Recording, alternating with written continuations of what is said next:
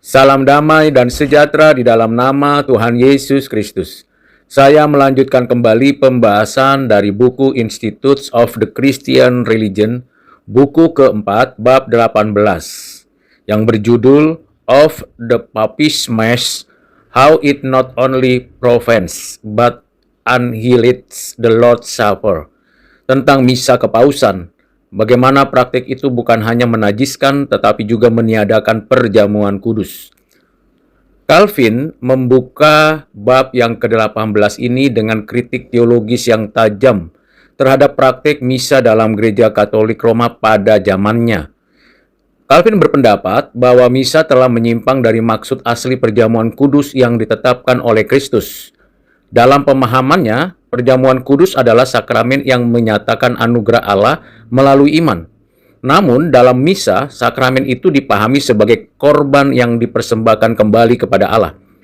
Calvin melihat perubahan makna ini sebagai penyimpangan serius. Calvin menilai bahwa misa telah mengaburkan pusat Injil. Kristus tidak lagi dipandang sebagai satu-satunya korban yang sempurna. Oleh karena itu, Calvin memulai pembahasannya dengan mengkritik dasar teologis dari misa.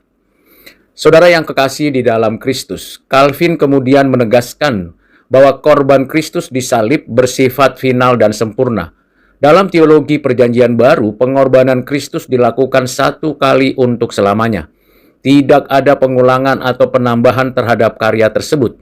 Namun dalam praktik misa, imam dianggap mempersembahkan kembali Kristus kepada Allah. Calvin menilai konsep ini merusak makna penebusan Kristus. Jika korban Kristus perlu diulang, maka pengorbanan di salib dianggap tidak cukup. Hal ini bertentangan dengan kesaksian Alkitab. Oleh sebab itu, Calvin menolak pemahaman misa sebagai korban. Calvin juga menyoroti bagaimana misa mengubah perjamuan kudus dari persekutuan iman menjadi tindakan ritual imam. Dalam perjamuan kudus menurut Injil, seluruh jemaat mengambil bagian dalam sakramen. Namun dalam misa, imam seringkali menjadi pelaku utama sementara jemaat hanya menjadi penonton. Calvin melihat hal ini sebagai perubahan yang merusak struktur sakramen. Perjamuan kudus dimaksudkan untuk membangun persekutuan gereja, namun praktek misa menempatkan sakramen dalam kerangka hierarki keimaman. Dengan demikian makna komunitas gereja menjadi kabur. Gereja kehilangan karakter partisipatifnya. Calvin juga mengkritik penggunaan bahasa Latin dalam misa yang tidak dipahami oleh jemaat. Menurutnya, ibadah gereja seharusnya dapat dimengerti oleh umat Allah. Firman Tuhan harus diberitakan secara jelas agar iman dapat bertumbuh. Ketika ibadah dilakukan dalam bahasa yang tidak dimengerti, umat Allah kehilangan kesempatan untuk memahami makna sakramen. Calvin melihat hal ini sebagai hambatan bagi kehidupan rohani gereja. Gereja harus membangun umat melalui pengajaran yang jelas. Oleh sebab itu, ia mendorong penggunaan bahasa yang dimengerti oleh umat Allah. Prinsip ini menjadi bagian penting dari reformasi liturgis. Saudara yang kekasih di dalam Kristus, Calvin juga membahas bagaimana misa sering dikaitkan dengan konsep jasa atau pahala rohani. Dalam beberapa praktik gereja pada masa itu, misa dipersembahkan untuk memperoleh pengampunan dosa atau bantuan bagi orang mati. Calvin menolak pandangan ini karena dianggap merusak doktrin anugerah.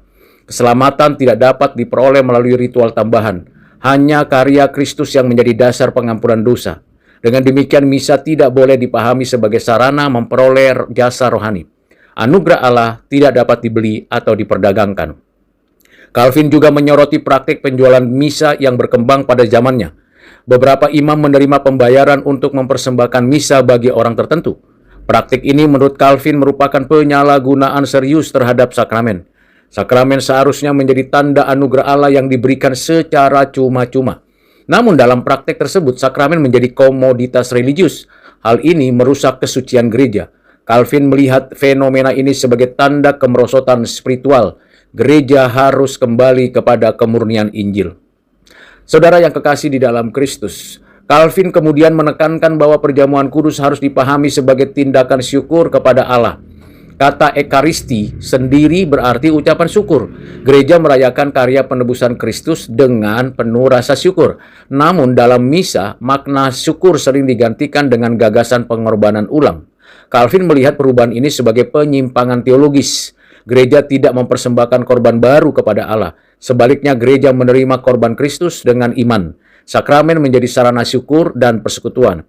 Calvin juga mengkritik berbagai ritual tambahan dalam misa yang menurutnya tidak memiliki dasar Alkitab. Banyak unsur liturgi berkembang dari tradisi manusia. Ritual tersebut sering kali dianggap memiliki kuasa spiritual tersendiri. Calvin menolak pandangan ini karena mengalihkan perhatian dari Injil. Sakramen harus tetap sederhana sesuai dengan institusi Kristus. Gereja tidak boleh menambah unsur yang mengaburkan makna sakramen. Prinsip kesederhanaan liturgi menjadi bagian penting dari reformasi gereja. Saudara yang kekasih di dalam Kristus, dalam pembahasan berikutnya Calvin menegaskan bahwa gereja perlu kembali kepada bentuk perjamuan kudus yang alkitabiah.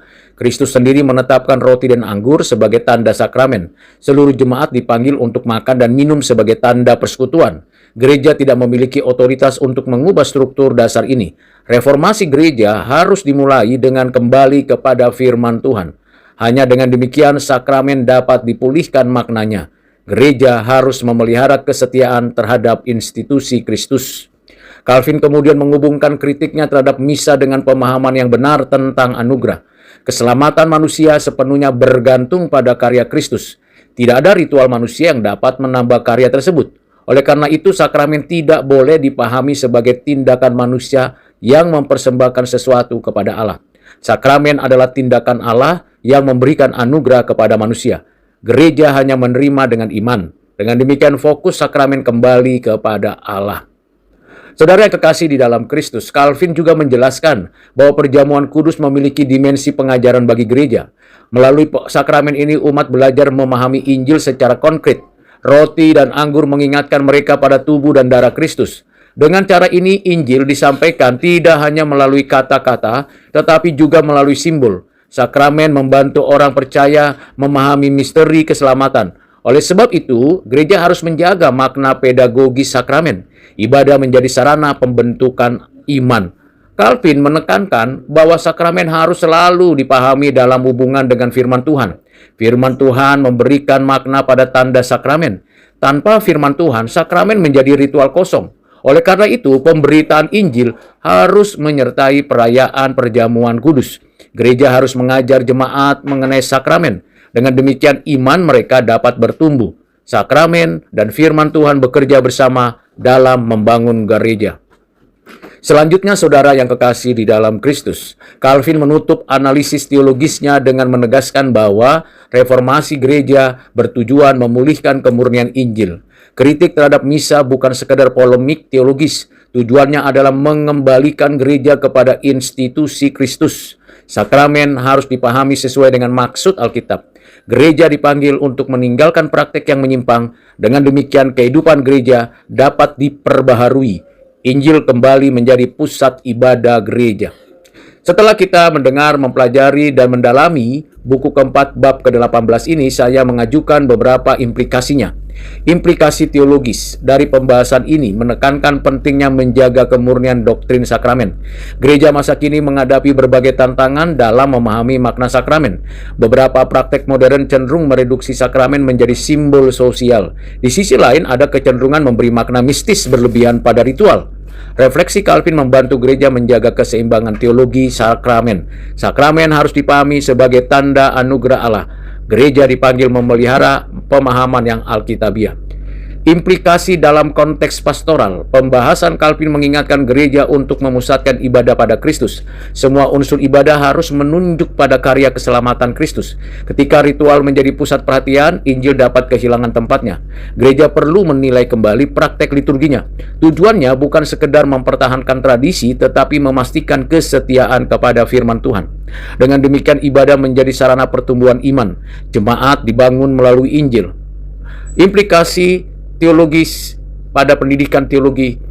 Refleksi ini memberikan dasar bagi studi tentang sakramen dan liturgi. Sebagai seorang yang belajar teologi, kita perlu memahami sejarah kontroversi teologis dalam gereja. Diskusi tentang misa dan perjamuan kudus membantu mereka memahami perkembangan doktrin. Dengan demikian mereka dapat menilai praktik gereja secara kritis. Pendidikan teologi menjadi sarana memperdalam pemahaman iman. Gereja masa depan membutuhkan pemimpin yang memahami teologi, sakramen secara mendalam. Implikasi yang berkaitan dengan gereja global. Kritik Calvin mengingatkan pentingnya reformasi yang terus-menerus. Gereja selalu berhadapan dengan kemungkinan penyimpangan. Tradisi yang baik dapat berubah menjadi praktik yang tidak lagi mencerminkan Injil. Oleh sebab itu, gereja harus terus kembali kepada kitab suci. Prinsip reformasi ini dikenal sebagai Ecclesia Semper Reformanda. Gereja dipanggil untuk terus diperbaharui oleh firman Tuhan. Dengan demikian, kesetiaan kepada Injil tetap terjaga. Implikasi yang terakhir, dalam kehidupan pribadi orang percaya, refleksi ini mengingatkan bahwa hubungan dengan Allah tidak bergantung pada ritual eksternal. Iman kepada Kristus menjadi dasar keselamatan, dan sakramen membantu penguatan iman tersebut. Namun, sakramen tidak menggantikan iman pribadi. Orang percaya dipanggil hidup dalam kepercayaan kepada Kristus dan karyanya. Kesadaran ini membawa kebebasan rohani. Hidup Kristen berpusat pada anugerah Allah di dalam dan melalui Kristus oleh Roh Kudus untuk selama-lamanya. Kiranya pembahasan dari buku keempat bab 18 ini menolong kita untuk semakin menyadari pentingnya dan bermanfaatnya sakramen perjamuan kudus sesuai dengan ajaran firman Tuhan. Tuhan Yesus memberkati. Amin.